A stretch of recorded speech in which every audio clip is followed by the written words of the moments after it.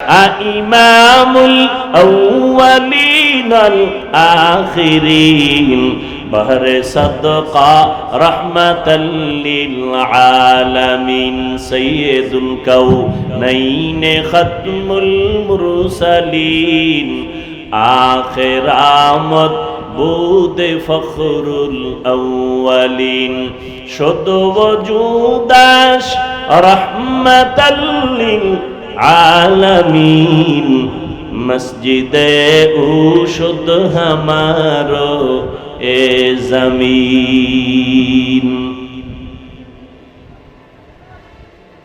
সন্তান যখন সন্তান বাবারে আমরা আব্বা কয়া ডাকি, কি কয়া ডাকি?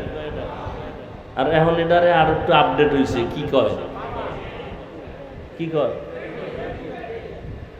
না, এই ভাষাটারে আরেকটু হালকা আপডেট হয়েছে আব্বু, ঠিক না? এখন যারা আমরা আব্বা কইতে অভ্যস্ত, আমরা আব্বা কইয়া যেই মজা পাই ওই মজা আমরা আব্বু কইয়া পাই না। আর একদল বাবা কয়, বাবাও বলে, ঘুরে ফিরে টার্গেট একটাই, কিন্তু শাব্দিক ব্যবধানের কারণে মোহাব্বতের ব্যবধান হয়ে যায়। কথা হয় না, হয় না, হয় না। কিন্তু যে আব্বু কইয়া মজা পায় তাকে বাধা দেওয়ার সুযোগ আছে? ও কিন্তু আব্বা কইয়া ওই মজা, ও আরো আমাকে বলে তুমি আব্বা কও কেন, তুমি আব্বু বলো। কিন্তু আমারে জীবন গেল আব্বু বলবো না, আর এই মজাও আব্বা বললে যেটা পাই তা পাবো। আসলে ভাষা এটা আল্লাহর নিয়ামত। বলেন ভাষা কি? পৃথিবীতে যত ভাষা আছে সবগুলো কি? কথা বলেন। আচ্ছা, আমরা বাংলাদেশের মধ্যে কত ভাষা?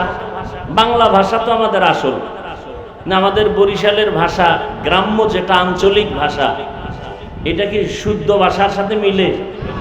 চট্টগ্রাম গেলে তো আরো বেতাল, সিলেটে গেলে আরো, কথা ঠিক নেই।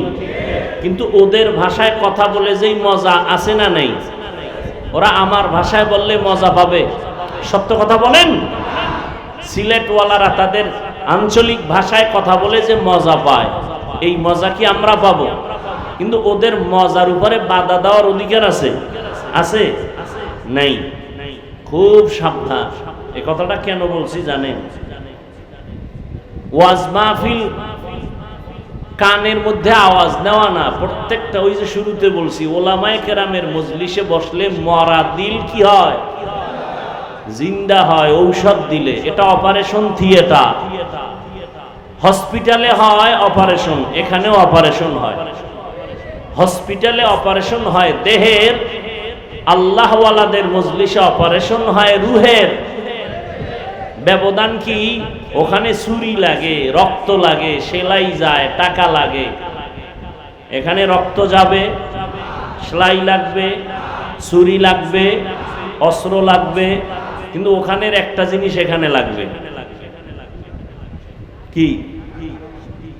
ওখানে কান্না আসেনি, হসপিটালে কান্না নাই,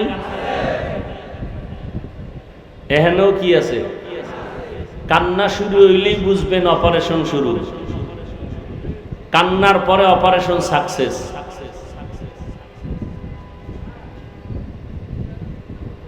তো ভাষা আল্লাহর নিয়ামত। আমরা উর্দু ভাষা শিখছি কওমি মাদ্রাসায় পড়ে, কি বলবেন এটা গজব না নিয়ামত? আমার দেশের জেনারেল লাইনের সন্তানেরা ভাষার ডিগ্রি আনার জন্য লক্ষ কোটি টাকা ব্যয় করে বিদেশ যায়, ভাষার ডিগ্রি আনবে, ডক্টর হবে। আর আমার দেশের কওমি মাদ্রাসাওয়ালারা আমার দেশের সন্তানগুলোকে কতটা ভাষা শিখায় ফ্রি, কি ফ্রি? আগে শিখাইতো উর্দু, ফার্সি, আরবি, আর এখন বাংলা, ইংরেজি। আছে না নাই? এরপরেও যারা কওমির বিরোধিতা করে ওরা মানুষ নামের পশু। আল্লাহ হেদায়াত দান করুন। ভাষা জানা এটা কি খারাপ? ফার্সি ভাষা জানা এটা খারাপ। অনেকে বলে এটা দরকার নাই। কেন দরকার নাই? তাহলে তুমি বলে দাও আরবি আমাদের ভাষা না, আরবি তো আরবের ভাষা, এটাও বাদ দাও।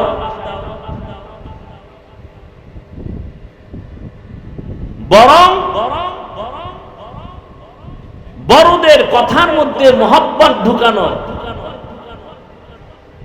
আরবির মধ্যে যে মহব্বত, এটা বাংলা ভাষার মধ্যে আরবির মতোই মহব্বত কি আছে? কোরআন তেলাওয়াত শুনলেই কলিজা ঠান্ডা হয়ে যায়। এটা কি বাংলায় ভরা যাবে? নবীজি বললেন বনি ইসরাইলের মধ্যে এতটাই তারা চালাক ছিল, কঠিন চালাক, দলাদলি করে হিংসার কারণে দলে দলে বিভক্ত হয়ে গেল ৭২ দল। কয় দল? এ কথা কিন্তু আপনারা সব জানেন, আমি একটু আবার নতুন করে আপনাদের স্মরণ করায় দিতেছি। তবে এর মধ্যেও দুই একটা ঔষধ আছে না নেই?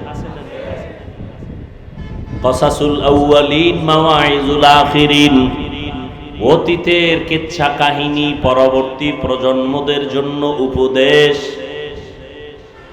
বনি ইসরাইলরা তো চালাক, দলে দলে দলে দলে বিভক্ত হইয়া হিংসা পরায়ণ হয়ে তারা কয় দল হলো? জোরে বলেন। রহমতের নবী বলেন আমার উম্মত আরো চালাক হবে, বনি ইসরাইলের মতন আরো চালাক। কথা হয় না? তাহলে এগো দল আরো বাড়বে। কয়টা হইছে?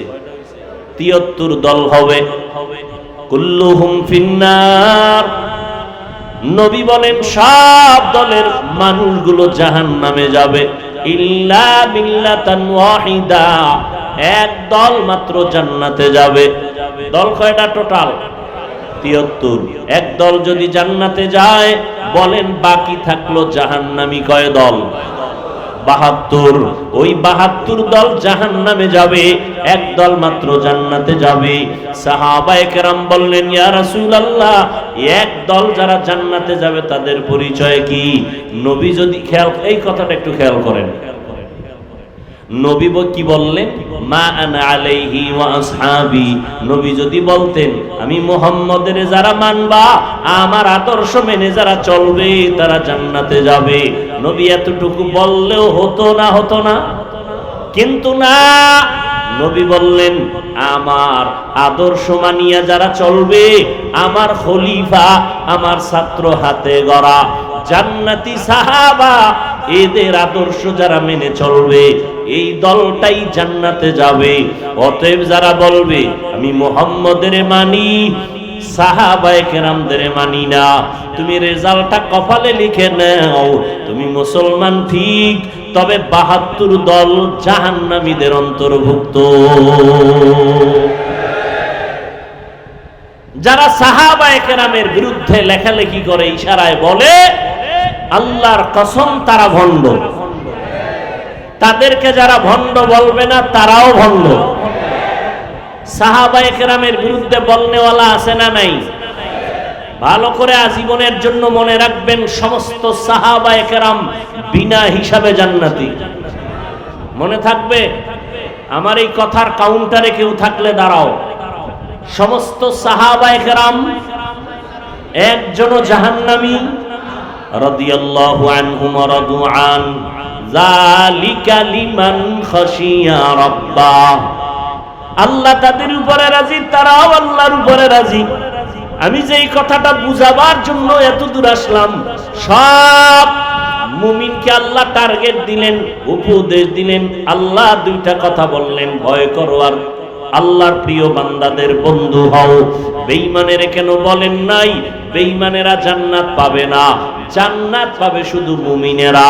তবে মুমিনেরাও যে পাবে, সবাই পাবে না। এই মুমিনদের মধ্যে একদল জান্নাতে যাবে হিসাব ছাড়া, আর ৭২ দলেরা জাহান্নামে যাবে। তবে জাহান্নামে চিরকালের জন্য যাবে না। যার ঈমান আছে ও শাস্তি ভোগ করার পর আবার জান্নাতে আসবে।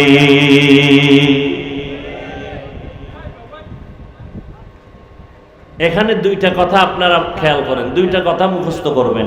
এক, ৭২ দল যে জাহান্নামে যাবে চিরকালের জন্য না কিছু সময়ের জন্য? আপনারা জানেন আমার রাসূল শাফিউল মুজনিবিন, বলেন আমার নবী শাফাআত করবেন না করবেন না? কিয়ামতের ময়দানে আমার রাসূল 5 বার শাফাআত করবেন। কয়বার? একবার হবে বেঈমান মুমিন সবার জন্য, আর 4 বার হবে স্পেশাল শুধু মুমিনদের জন্য। কয়বার হবে শাফাআত করবে নবী, সুপারিশ করবে কয়বার?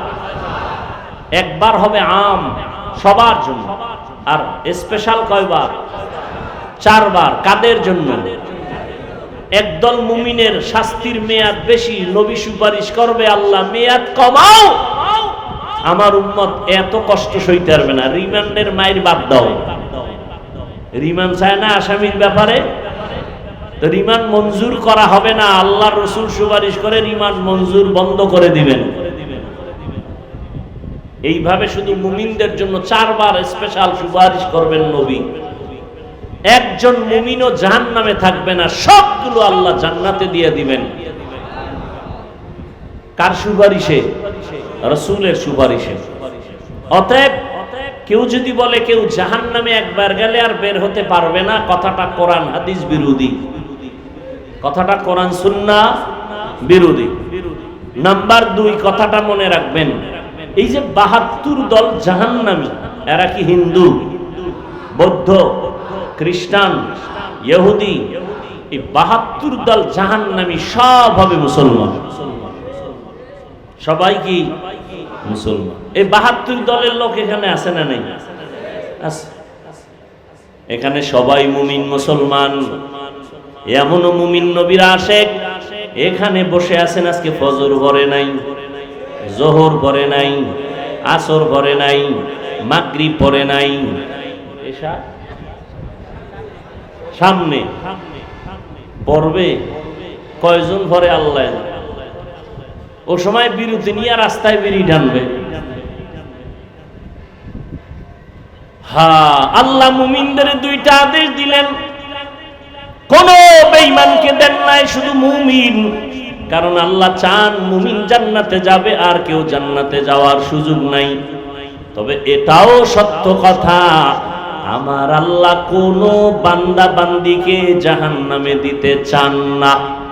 বেঈমানেরা জান্নাত পাবে পাবে পাবে না, কিন্তু আল্লাহ কোন বান্দা বান্দিকে জাহান্নামে দিতে চান না। 1 সেকেন্ডের জন্য কোন বেঈমান কেউ আল্লাহ জাহান্নামে দিতে চান না। কথা, জাহান্নাম বানাইলেন কেন যদি নাই চান? কিছু গাদ্দারেরা আমি মাওলার সাথে যুদ্ধ করে জাহান্নামে যাবেই, এরকম কিছু মানুষ আছে। আমাদের মুসলমানের মধ্যেও তো আছে, হাসতে হাসতে বলে সবাই যদি জান্নাতে যায় জাহান্নামে যাবে কে? আল্লাহ কয় তোর যখন শখ লাগছে যাবি, একটু ঘুরে মজাটা দেখে আয়।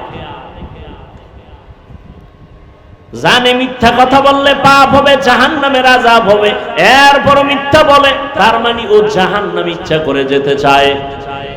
কথা ঠিক নি? সুদ খাইলে হারাম, সুদ খাওয়া আল্লাহর বিধানে হারাম, বিবেকের বিধানে হারাম, এরপর জেনে শুনে খায়। মায়ের সাথে জিনার গুনার আমল নামায় লেখা হয়, জীবনে কোনো মুনাজাত আল্লাহর আদালতে কবুল হবে না। জেনে শুনে এরপরও যারা চলে এই পথে, ওরা জেনে শুনেই জাহান্নামে যেতে চায়। আল্লাহ ওদের জন্য জাহান্নাম বানায় রাখছেন, কিন্তু আল্লাহ চান না কেউ জাহান্নামে যাবে। তার দলিল, অনেকগুলো দলিলের শ্রেষ্ঠ দলিল একটা, তওবার দরজা খোলা। তওবা করো, জীবনের সব গুণ 1 সেকেন্ডে মাফ। 1 নাম্বার আদেশ দিলেন আল্লাহকে ভয় করো। কাকে? ইয়া আইয়ুহাল্লাযীনা আমানুত্তাকুল্লাহ, ও মুমিন আল্লাহকে ভয় কর। ভয়ের নাম তাকওয়া। যারা আল্লাহকে ভয় করবে তাদের নাম মুত্তাকি। তাকওয়া যেখানে থাকে ওই জায়গার নাম অন্তর। এটা মায়ের গর্ভ থেকে তাকওয়া কেউ নিয়ে আসে না, এটা অর্জন করতে হয়। তাকওয়া অর্জন করো, আল্লাহর ভয়। আমি যদি এখানে প্রশ্ন করি, আপনারা কারা কারা আল্লাহকে ভয় করেন? সবাই দুহাত উঁচু করবে, পারলে অনেক চালাকেরা পাও দুটাও উঠায় বলবে আমরা 4 হাত পায় আল্লাহরে ভয় করি। সবাই বলে আল্লাহরে ভয় করি। গাঞ্জা খায়ও কি কয় আমি আল্লাহরে, মিথ্যা কসম করে দোকানদারি করে সেও বলে আমি আল্লাহকে ভয় করি। আছে না নাই? আসলে আল্লাহকে ভয় হাকিকতে কে করে এটা আমরা বুঝি না, ভয়ের হাকিকত জানি না। সন্তান মা বাবাকে ভয় করার কারণে নমুনা, মা বাবার সামনে কখনো অন্যায় করে না, ছাত্র শিক্ষকের সামনে অন্যায় করে না, শাস্তির ভয়। আসলে যারা আল্লাহর আযাবের ভয় নিয়ে চলবে তারা কখনো গুনাহ করবে না। हर के दारत खौफे हक दर दिल मदम जन्नतुल मअवा देहत उरा मकाम जुज़बा हक ची जे मखाज इंसुजा फजले उआ मस्ते दर जुमला जहां। আসলে যারা আল্লাহকে ভয় করবে তারা গুনাহ, মা বাবাকে যেই সন্তান আসলেই ভয় করে ওই সন্তান মা বাবার সামনে অন্যায় করে না। শিক্ষকের যেই ছাত্র ভয় করে আসলেই ওই ছাত্র শিক্ষকের সামনে অন্যায় করে না। যারা আসলে আল্লাহকে ভয় করবে ওই বান্দা মরতে রাজি, গুনাহ করতে রাজি হবে না। وأما من خاف مقام ربه ونهى النفس عن الهوى فإن الجنة هي المأوى। আল্লাহ বলেন যারা আমার আদালতে দাঁড়াইয়া হাসরের ময়দানে হিসাব দেওয়ার ভয় অন্তরে জমা করিয়া নিজেকে গুনাহ থেকে বাঁচায়া রাখবে তাদের শান্তির ঠিকানা হবে জান্নাতুল মাওয়া। গুনাহ থেকে বেঁচে থাকো, গুনাহ থেকে নিজেরে বাঁচাও, এটাই হলো ভয়ের মূল কথা। এর নাম তাকওয়া। আমরা অনেকে ধারণা করি এই উঠো কেন, উডুই যদি ঢুকলা কেন, মস্কারি করো না, নাটকের প্যান্ডেল মনে করছো না? এই প্যান্ডেলটার দাম কত? কপাল পুরলে তো বুঝানো মুশকিল। আর আমি হাফিজুর রহমানের বয়ানে বুঝবে কেন? স্বয়ং রসুল বয়ান করলেও কালেমা পড়ে না যদি কপাল ভরে যায়। এরকম দুই একটা কপাল ভরা বেঈমানের নাম জানেননি যে রসুলের বয়ানেও কালেমা পড়ে নাই? কি নাম? আর কপাল যদি খুলে যায় রে যুবক, নবীরে জবাই করতে আসিয়াও কালেমা পড়ে ফেলে। এর নাম কপাল। এর নাম কি? কপাল। এখানে বয়ান চলে, বহু দিনের এলান, অনেকে আসতে চাইছিল পারে নাই, কপাল বড় খারাপ। আর একদল আসছে ঠিক প্যান্ডেলে ঢুকতে পারে নাই। কপাল ভালো না খারাপ? খারাপ। আর একদল ঢুকছে কিন্তু বয়ান কলবে নেয় না। কেন? বলে গজবের মোবাইল আছে না নাই? যারা মোবাইল নিয়ে ব্যস্ত এদের কলবের মধ্যে বয়ান ঢুকবে না, বরং এই মজলিসের সাথে আদব রক্ষা হয় না। এই মিয়া শিক্ষকের সামনে ছাত্র বয়ান করতেছে, পড়াইতেছে, ছাত্র যদি অন্যদিকে ফিরে থাকে তাহলে এটা আদব না বেয়াদবি? কেন এই বেয়াদবি? এদের কপালও বেশি সুবিধা না। লিকুল্লি শাইইন জিনাতুন ফিল ওয়ারা ওয়া জিনাতুল মারই তামামিল আদাবি আজ খোদা খাহিমে তৌফিকে আদব বেআদব মাহরুমে গাশ আজ ফজলে রা। ভাইরা আমার, আদবওয়ালা জিন্দেগির বড় মূল্য। আদব নাই ওই জিন্দেগির কোনো দাম নাই। এজন্য নবী বলেন মান তাওয়াযা লিল্লাহ রাফাআহুল্লাহ। যে আল্লাহর জন্য নিজেরে ছোট বানায় দেয়, আল্লাহ তার মর্যাদা বাড়ায় দেয়। এরে আল্লাহর গোলাম, আল্লাহর ভয় মানি গুনাহ থেকে বাঁচো। আমরা ধারণা করি বেশি বেশি জিকির করার নাম তাকওয়া, তেলাওয়াতের নাম তাকওয়া। না না না, বেশি বেশি জিকির করার নাম তাকওয়া না, বেশি বেশি নামাজ পড়ার নাম তাকওয়া না, তেলাওয়াত করার নাম তাকওয়া না। তাকওয়ার আসল কথা হলো গুনাহ থেকে বেঁচে থাকার নাম হলো তাকওয়া। কিসের থেকে বেঁচে থাকা? এই জন্য এই কথা আমি বারবার বলি, ও বান্দা, নেক আমল করতে পারো বা না পারো, গুনাহ করা যাবে না। নেক আমল করতে পারো বা না পারো, গুনাহ করিও না রে যুবক। কারো প্রশংসা করতে পারো বা না পারো, কারো বদনাম করবা না, এর নাম তাকওয়া। কারো উপকার করতে পারো বা না পারো, কারো ক্ষতি করবা না, এর নাম তাকওয়া। বেশি বেশি নেক আমল করার নাম তাকওয়া না গুনাহ ছাড়ার নাম? গুনাহ ছাড়ার নাম। ক্বালান নবিয়্যু সাল্লাল্লাহু আলাইহি ওয়া আলিহি ওয়া সাল্লাম, ইত্তাকিল মাহারিম তাকুন আ'বাদান নাস। ও আল্লাহর বান্দারা, নবীজি বলেন হারাম অবৈধ আল্লাহর নিষিদ্ধ জিনিস থেকে নিজেরে বাঁচাও। আল্লাহর কাছে মানুষের মাঝে মর্যাদা বেড়ে যাবে, আল্লাহর কাছে দাম বেড়ে যাবে। ইন্না আকরামাকুম ইনদাল্লাহি আতকাকুম, যার মধ্যে তাকওয়া আছে আল্লাহর কাছে সে সবথেকে বড় প্রিয়। কয় তাকওয়া তো মায়ের গর্ভ থেকে নিয়ে আসি নাই, এটা অর্জন করা লাগবে। কয় লাগবে। কেমনে করব, কোথা থেকে করব, এটা তো ধরাও যায় না, দেখাও যায় না। বলে লিকুল্লি শাইইন মা'দিনুন ওয়া মা'দিনুত তাকওয়া কুলুবুল আরিফিন। ভালো ভালো জিনিস রাখার একটা গোডাউন আছে, তাকওয়ার গোডাউন হলো আল্লাহর প্রিয় বান্দাদের অন্তর, কলব হলো তাকওয়ার গোডাউন। এদের সাথে লাইন লাগায় দেয়, কুনু মা'আস সাদিকিন। আল্লাহর প্রিয় বান্দা যারা, তাদের বন্ধু হইয়া থাকো। তাদের নেক নজর লাগবে, কলবে তাকওয়া ঢুকে যাবে। আল্লাহর খাঁটি বান্দা যারা তাকওয়ার উপরে চলে, তাদের নেক নজর লাগাও, সোহবত অন্তরে জমা করো, তাকওয়া অন্তরে চলে আসবে।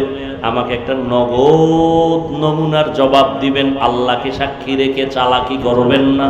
এতক্ষণ যে আপনারা বয়ান শুনছেন, ওলামায়ে কেরামের আরো শুনবেন, সাক্ষী রেখে বলেন, এই যে বয়ানের প্যান্ডেলে বসছেন, এতক্ষণ বয়ান শুনিয়া কোরআন হাদিসের একটু হলেও কি অন্তরে দাগ কাটে নাই? সত্য কথা বলেন, কাটছে? একটু ভয় আসছে? 2 ঘন্টা উলামায়ে কেরামের কথা শুনে তাদের মজলিসে বসলে যদি হালকা হলেও তোমার মরণের ভয়, জাহান্নামের ভয় অন্তরে আসে, ওই উলামায়ে আহলে হক তাদের কাছে যদি তুমি 1 ঘন্টা না 2 ঘন্টা না বছরকে বছর সময় কাটাও, তুমি কলবটারে গুনাহমুক্ত করিয়া জান্নাতি হইয়া কবরে যাইবা। সোহবতে সালে তোরা সালে কুনাত, সোহবতে তালে তোরা তালে কুনাত জমানা, সোহবতে বা আউলিয়া বে তেরা সদ সালা তাআত বেরিয়া। আমাকে একটু বলেন তো, নবীজি কিয়ামতের আগে আর আসবেন? সত্য কথা বলেন। আবু বকর আসবেন, ওমর আসবেন, কোন সাহাবা আসবেন, আবু হানিফা আসবেন, ইমাম বুখারী আসবেন? আসবেন? সঠিক বলছেন না? দ্বিতীয় প্রশ্ন, ওলামায়ে কেরাম ছাড়া বাকি যারা আছেন, আপনাদেরকে বলছি বুঝাবার জন্য, কোরআন শরীফের আরবি পারেন? কোরআনের আরবি পড়তে পারেন? অনেকে পারেন না। তাফসীর পড়তে পারেন আরবি? কথা বলেন। কোরআন শরীফের মূল তাফসীর কি? আরবি। পারেন? হাদিস আরবি পারেন? হাদিসের ব্যাখ্যা পারেন? জান্নাতে যেতে চান? বলেন, জান্নাতে যেতে চান? সত্যিই তো চান না? তো জান্নাত কোন পথে, ঠিকানা আছে কোথায়? কোরআন হাদিসে। কোথায়? আপনি তো কোরআনও পড়তে পারেন না, আরবি তাফসীর বুঝেন না, হাদিস বুঝেন না, এখন আপনার উপায় কি? না আপনি যদি বুরগাটা চায়ের দোকানে বয়া মোসে তেল মাইরা কন আমি কোনো মাযহাব মানি না, আমি ইমাম মানি না, আমি কোনো হুজুর টুজুর মানি না, তো আমি কারে মানি? আমি শয়তানের মানি। তা তুমি জান্নাতি না জাহান্নামী? ওলামায়ে কেরাম ছাড়া কোরআন বুঝার কোনো পথ আছে? ওলামায়ে কেরাম ছাড়া হাদিস বুঝার কোনো পথ আছে? তাহলে এই পচা গান্ধা বুদ্ধি তোমার ব্রেনে কে দিয়েছে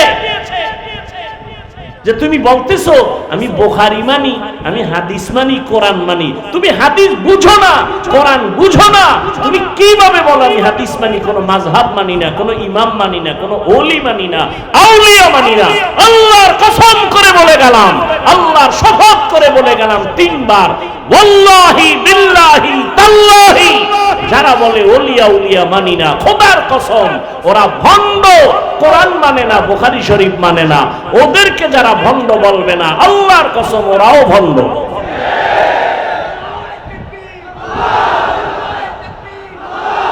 যারা বলবে কোন ওলিয়া উলিয়া মানি না, ওরা কোরআন শরীফও মানে না, বুখারী শরীফও। কোন মাস্তান থাকলে সামনে আসো, তোমার এলেমের হেডম কত দেখি। যারা বলে আমরা ওলিয়া উলিয়া মানি না, ওরা কোরআন শরীফও মানে না, বুখারী শরীফও। এরা হক না বাতিল? এদের যারা ভণ্ড বলবে না তারাও ভণ্ড। কসম খাইছি কয়বার?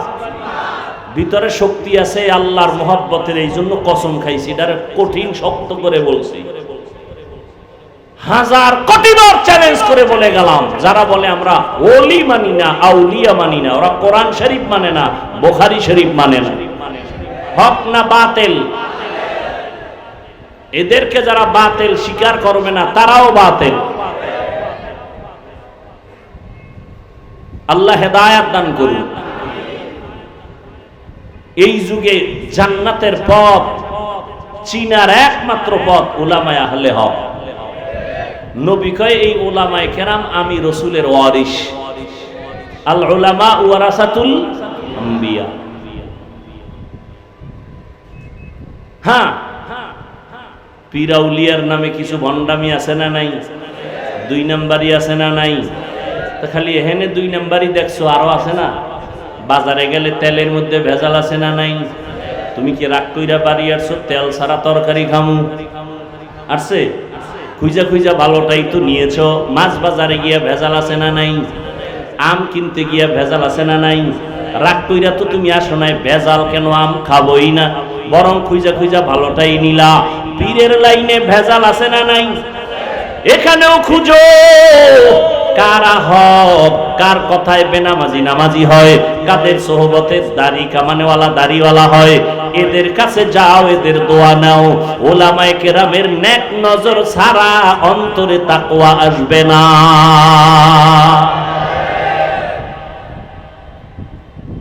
এবার একটা বাংলা প্রশ্ন করি, বাংলা সহজ, পেশ ছাড়া। আমাদের দেশে তাবলীগ আসেনি, পীর মুরিদি হক লাইনে আসেনি, বলেন? এবার আপনারা জবাব দিবেন। ওলামায়ে কেরামদের জবাবটা আমার দরকার নেই, আপনারা আলেমদের কাছে দিয়ে দেন। আমি সাধারণ মানুষের কথা বলি, সাধারণ মানুষ থেকে জবাব নিতে চাই।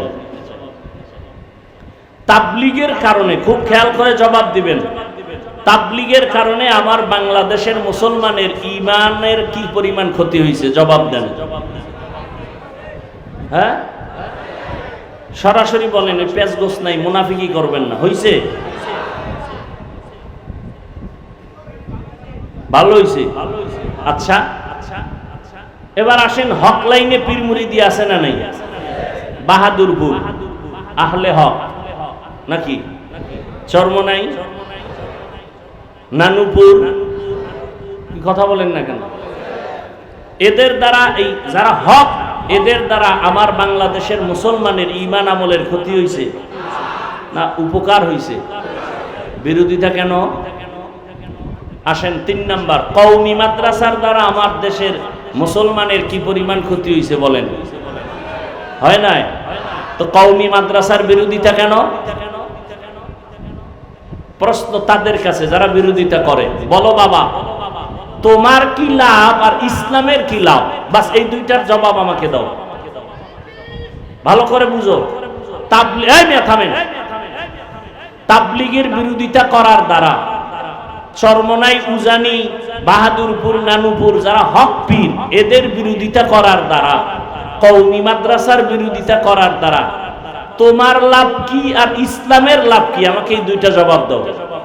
যদি কও হুজুর ইসলামের লাভ না হইলো আমার অন্তর একটু ঠান্ডা হয়, তাহলে এই জন্য আমি দুঃখিত, চুপ থাকলাম। আর যদি বলো না ইসলামেরও লাভ হয় বিরোধিতা করলে, তাহলে আমিও করব। বলো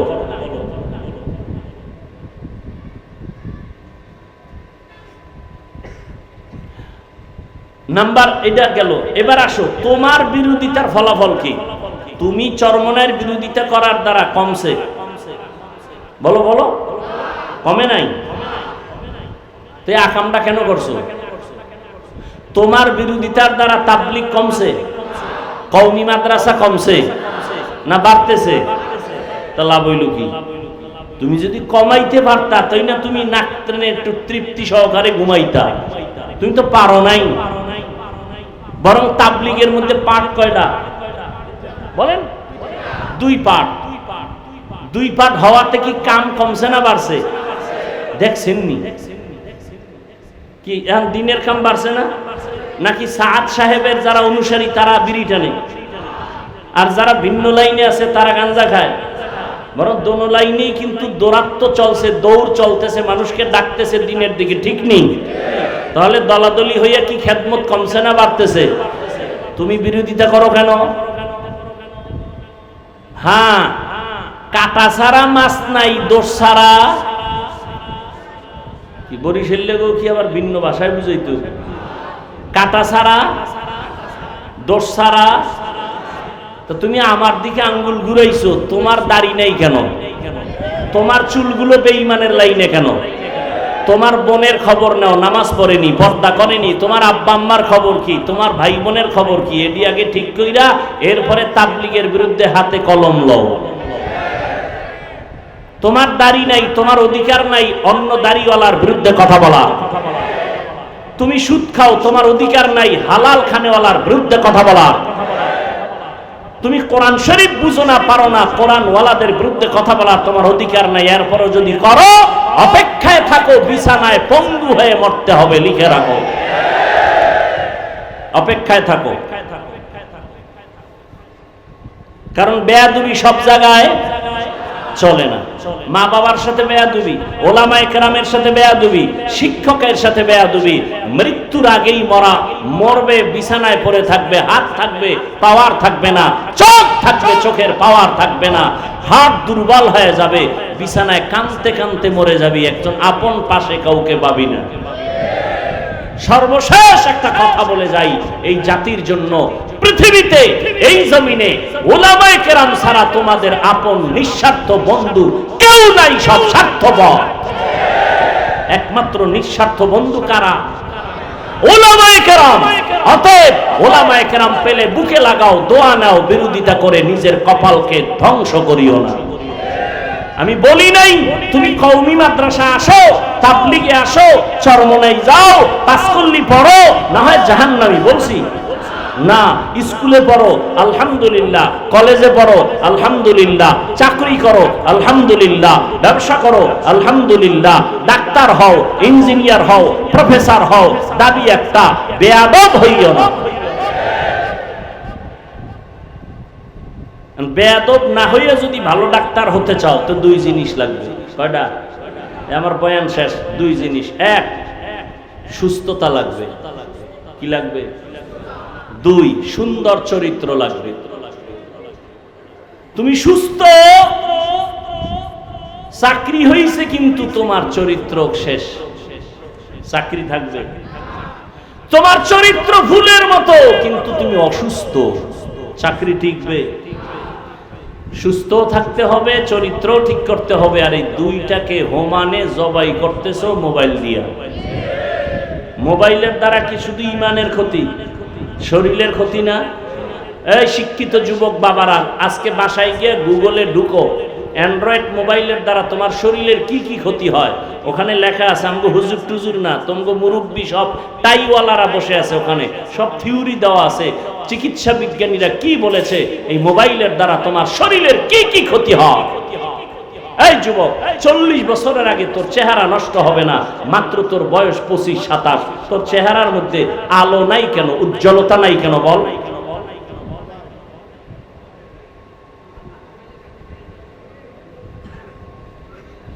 কানের পার্স নষ্ট, চোখের পার্স নষ্ট, সব শেষ, লেখাপড়া শেষ, চরিত্র শেষ, ঘরে ঘরে কলহ দ্বন্দ্ব। এই মোবাইল বেঈমানেরা এমন একটা জিনিস হাতে উঠায় দিছে, না পেছনে যাওয়া যায় না সামনে যাওয়া যায়। সারাটা রাত সুস্থ থাকার জন্য আল্লাহর দেওয়া অমূল্য এক সম্পদ রাতের ঘুম, আর সেই রাতের ঘুম জবাই করছে মোবাইল দিয়া। এখন রাতের দিন বানাইছে। বউয়ের হক আদায় না করলেও মোটামুটি মোবাইলের হক আদায় চলে সারা রাত। এই ঘরে ঘরে ঝগড়াই মোবাইলের কারণে না? একাধিক বিয়া বাড়ছে, এখন ফতুয়া এক একজনে এক এক রকম দেয়, বিয়া করো বিয়া করো। পিছনে কারণটা কি? মোবাইলে তো মিস কল পাইয়া লাইছি, করার কি? ফতুয়া ঘুরাই দিছে, একাধিক বিয়া করো। 2 বিয়া কইরা শান্তিতে আছে, একজনের ঠিকানা দেন তো আমি এরা দেখতে যাব।